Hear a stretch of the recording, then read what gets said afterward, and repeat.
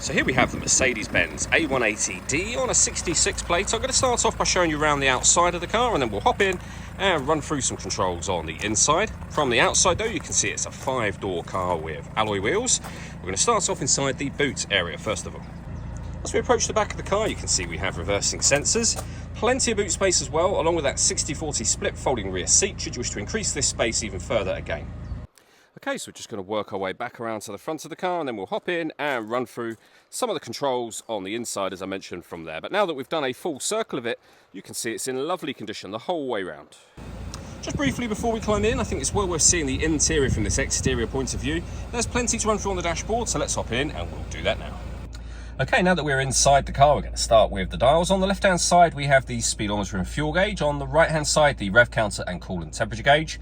In the centre, you can then see the total miles for this car. They are 65,320. You can change the information displayed up here by using buttons on the steering wheel for various different things, including a digital readout for the speedometer, which you can see being displayed now. Beneath that, it will show you what gear this car is in. It's an automatic, so we are, of course, in park at the moment.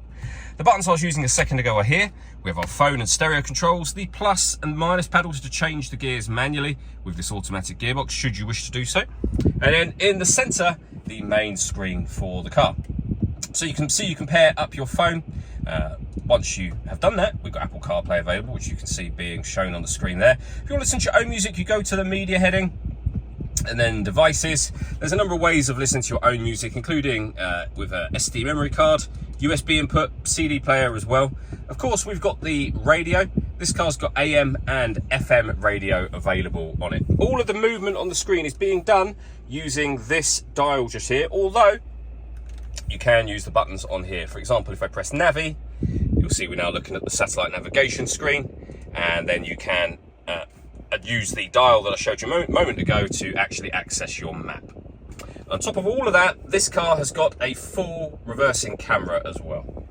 Below that, we have the CD player, as you can see, the main volume for the stereo, the physical buttons that I mentioned just a moment ago, heated passenger seat, heated driver seat, so you can make 3 adjustments to your driver and passenger seats from here. Let's say the main volume for the stereo.